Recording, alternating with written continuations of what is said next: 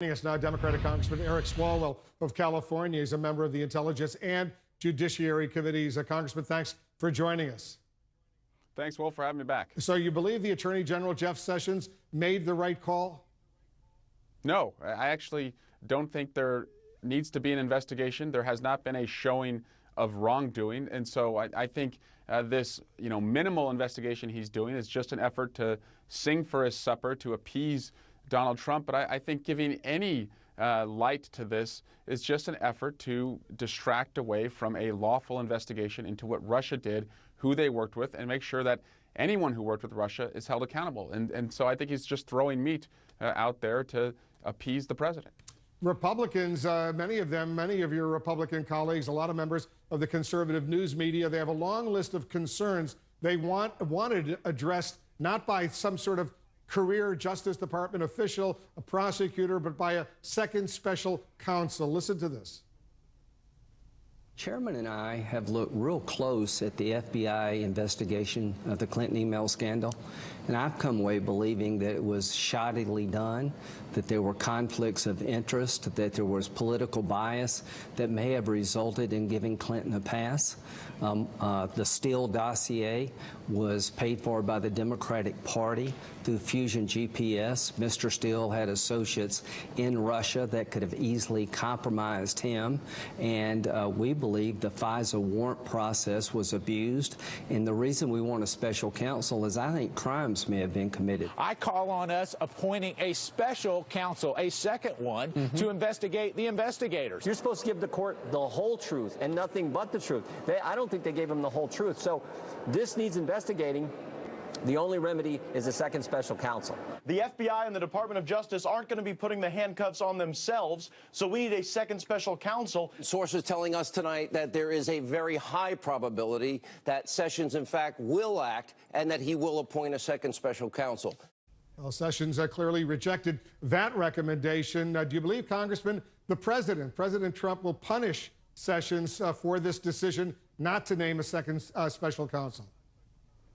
Wolf, knowing this president, there's no limit to what he can do to try and humiliate his own attorney general. And you see there in your clips that my colleagues are working overtime to lay bricks to build a wall between Bob Mueller and the president. They see that as their role. Sadly, our role in Congress is to make sure that we protect the ballot box this upcoming election. And nothing gives Russia more comfort than to see Republicans taking their position, to side with them rather than the American people and their right to make their own decisions at the ballot box. The president hasn't directly called for a second special counsel, but late last month he tweeted this, and let me put it up on the screen. Why is Attorney General Jeff Sessions asking the Inspector General to investigate potentially massive FISA abuse? Will take forever, has no prosecutorial power, and already late with the reports on Comey, etc. Isn't the Attorney General the Inspector General, an Obama guy? Why not use Justice Department lawyers? Question mark. Disgraceful. Do you trust this prosecutor, Utah prosecutor John Huber, the man named today by the Attorney General to investigate all of this, to do a fair and thorough job? Wolf, sure, I do. He's a career prosecutor now. He served with President Obama and now under President Trump.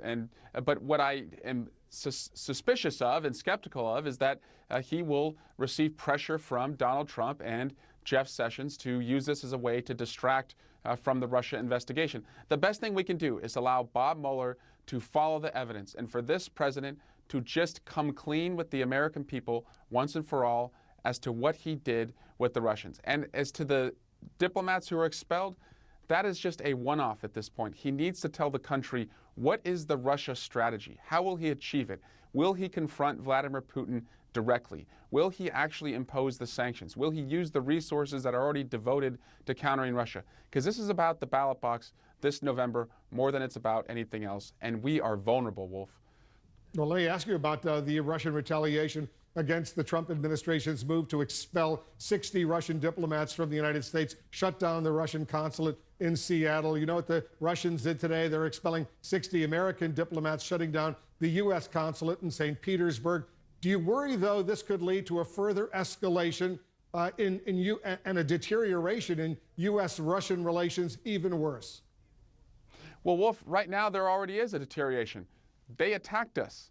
They've invaded Ukraine. They're creating chaos in Syria. They're buzzing our jets by flying near them and trying to provoke them. So what did we get out of being so close to Russia? We brought them in the Oval Office. The president gave them national security secrets. He speaks in such flattering ways about Vladimir Putin.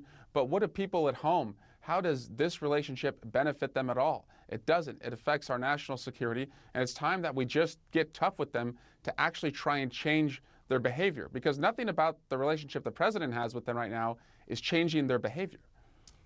Congressman Eric Swalwell, thanks so much for joining us. Yeah, my pleasure.